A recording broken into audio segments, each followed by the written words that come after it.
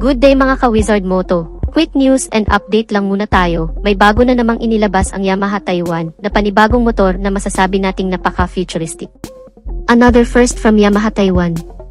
Ito ay ang Yamaha Agar 155 Connected 2023. Na-review na natin ang ilang mga motorsiklo na nag-originate sa Taiwan at ang bagong Yamaha Agar 155 ay isa sa matatawag nating diversification. Galing sa Yamaha Force 155 version 2.0 o Force X155 at matatawag nating kamag-anak lang din ng S-Max 155 at N-Max 155. Ano-ano ba ang mga kaibahan nito sa mga siblings niya na scooter? Yan ang alamin natin at tatalakayin sa video nating ito. Pero bago yan syempre, kung bago ka pa lang dito sa aking channel, baka naman kapatid kung pwede ay pakihit ang subscribe at notification bell icon para lagi kang updated sa ating motorcycle news and reviews. Huwag din kalimutan na mag-follow sa ating Facebook page. Inilabas ang bagong modelo ng Yamaha Agar 155 sa Taiwanese market kamakailan lang. Ang pagsibol ng makabagong henerasyon ng isang motorsiklo na kung saan ay ipinapakilala na may makabagong looks at may makabagong youthful design na kalakip ay makabagong features. Ang Yamaha Agar 155 2023 model. Ang pagkakaroon ng kakaiba at agresibong disenyo at estilo ng kanyang front face na may daytime running light na pahugis crossbow, kaya kung mapapansin nyo ay patulis ang kanyang disenyo, sinadyang dinisenyo, hindi lang para magmukhang premium ang datingan kundi for aerodynamics. Ang kanyang front face ay sinasabing may pagkahawig daw ito sa isang insekto na kung tawagin ay grasshopper. Dito naman sa pinakagitna ng daytime running light ang kanyang maliit na headlight, ay masasabi nating hindi ito ordinaryong headlight lang, dahil mayroon itong functions na masasabi nating wala sa ibang motorsiklo.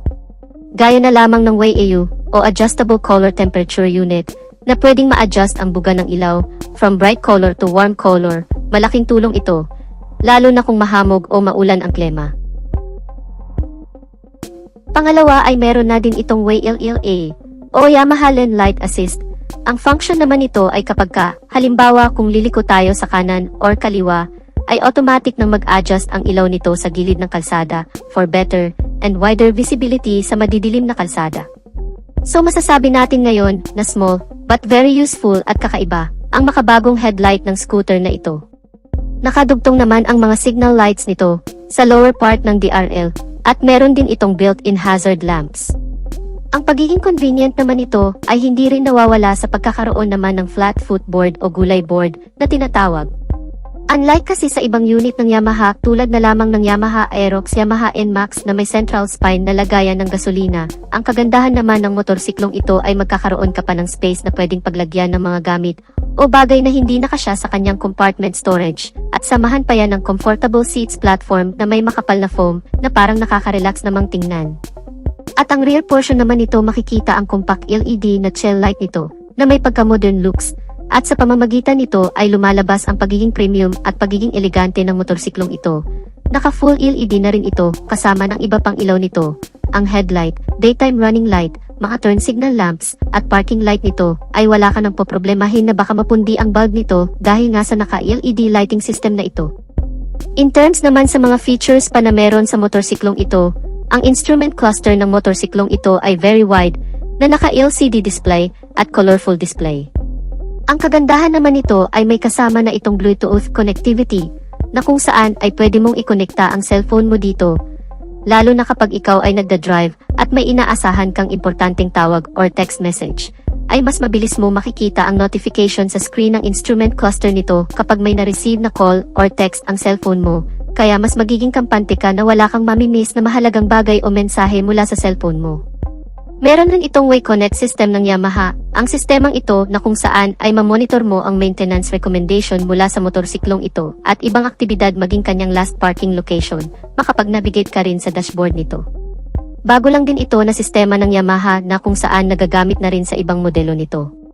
At bukod pa dyan ay may kasama na rin itong USB port charging system na po pwede na rin mag-charge ng cellphone habang ikaw ay nagda-drive. Karagdagang convenient din naman dahil kapag alam mong lowbat ka na ay hindi mo na kailangan pang mag-stop over sa mga charging station dahil makakapag-charge ka na rin dito mismo sa motorsiklo. At syempre kung napaka-convenient nito ay hindi naman nawawala ang pagiging safety naman ng motorsiklong ito. Dahil pagdating sa kanyang mga safety features ay siguradong mapabibilib ka rin ang pagkakaroon ng advantage sa safety features din kasi ang hinahanap ng marami, lalo na kung ikaw ay baguhan pa lamang sa pagmamaneho ng motorsiklo. Ang pagkakaroon nito ng naka-dual channel ABS sensor, ang isa rin sa ipinagmamalaki ng motorsiklong ito na kung saan ay mas magiging confident ka na rin kung mapatakbo mo man ng napakabilis at bigla mong napindot ang brake lever nito, ay safe na makakapag-brake nang hindi ka tumatalsik o ma-out of balance. At hindi lang yun, isa pang karagdagang sa safety features nito ay ang traction control system naman. Tama po kayo nang naririnig, ang motorsiklong ito ay equipped na din sa makabagong safety features na ito, na kung saan ay magagamit mo naman sa mga kurbadang kalsada, madudulas at matubig na lugar, o kaya naman sa malulubak. Dahil sa pamamagitan nito, ay may iwasan ang pagkadulas o pagkasemplang dahil binabalansin ito ang ikot ng dalawang gulong sa harap at sa likod. Kaya mas magiging panatag ka pa habang ikaw ay naglulong ride. At speaking sa long ride mga kaibigan, ay talagang mapapakinabangan mo rin dahil ang motorsiklong ito pagdating sa kanyang makina ay powered by 155 cubic centimeter na displacement capacity with single cylinder, naka 4-stroke with single overhead cam, at naka 4 valves na rin ang buong makina nito na mas tumatagal naman sa napakahabang biyahe dahil ang cooling system nito ay naka liquid cool type na. At syempre, hindi pa rin mawawala ang Blue Core technology at ang VVA o Variable Valve Actuation na kung saan ay pinapaganda pa lalo ang takbo ng makina at mas pinapatipid na rin ang pagkonsumo sa gas. Ang makina ng motorsiklong ito ay dinagdagan na rin ng isa pang feature na SMG o Smart Motor Generator na ang ibig sabihin ay mas tahimik at smooth na ang andar ng makina nito na hindi na rin maingay ang ugong at isa pa sa kagandahan ng scooter na ito ay hindi na rin ito mausok kaya eco-friendly na rin talaga. Naka CVT transmission with variable speed at may full tank capacity na 6.1 liters na hindi ka na rin bibitinin kahit ibiyahe naman ito ng hanggang 6 na oras na walang hintuan dahil naka fuel injected type ang fuel system ay may katipiran na rin naman ang fuel consumption. Naitala na umabot sa 43 to 45 km per liter, mas matipid ito kung tutuusin sa Yamaha NMAX at mas malaki naman ang tangke sa Yamaha Aerox kaya talagang panalo ang motorsiklong ito.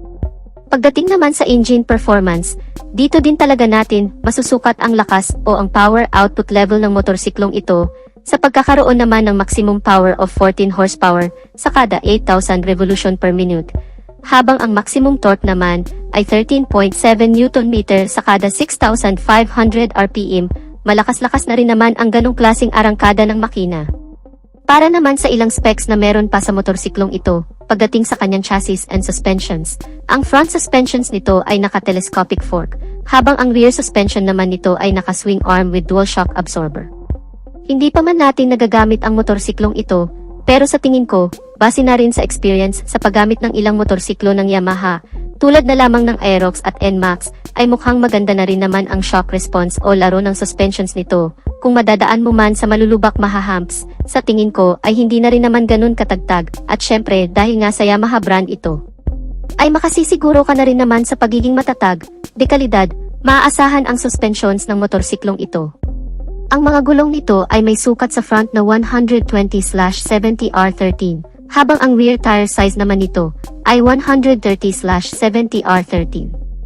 Naka-alloy wheel at naka-tubeless na ang mga gulong. Pagdating naman sa braking system nito, ang front brake nito ay naka-hydraulic single disc brake with piston caliper brake na may ABS sensor at ang rear brake naman nito ay naka-hydraulic single disc brake na rin with piston caliper brake na may kasama na ring anti-lock braking system. Ang ilan pa sa mga features na meron sa motorsiklong ito tulad na lamang ng idling stop system, passing light switch, side stand engine cut-off switch at engine check warning.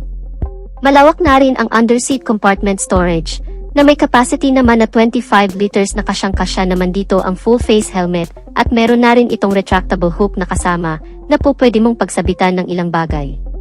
Mayroon na rin itong bulsa sa may console panel at hindi ka na rin mahihirapan kapag ikaw ay magpapagasolina dahil nasa labas na lang din ang fuel access nito o lagayan ng gasolina na mas advisable naman ito kung gagamitin mo pang deliver dahil hindi mo na kailangan pang bumaba ng motorsiklo at tanggalin kung sakali mang may karga-karga sa likuran. Dahil nasa harapan na mismo ang lagayan ng gasolina nito. Nakakilas entry na din ang scooter na ito at very sporty dahil naka-necked handlebar. Para naman sa dimensions and capacity. Ang buong haba ng motorsiklong ito ay nasa 1,920 mm, may kabuang lapad ito na 760 mm, at may kabuang taas naman na 1,120 mm. Ang wheelbase nito ay 1,340 mm, may kabuang taas naman ang upuan nito na umaabot sa 815 mm. Medyo may kataasan, kaya siguro ang tansya ko dito ay kakayanin itong abutin ng hanggang sa 5'3" pataas, so challenging na lang siguro kapag hindi umabot ang height mo dito. Ang buong timbang ng motorsiklong ito ay nasa 132 kilograms. May kabigatan din talaga compare sa other motorcycle scooters.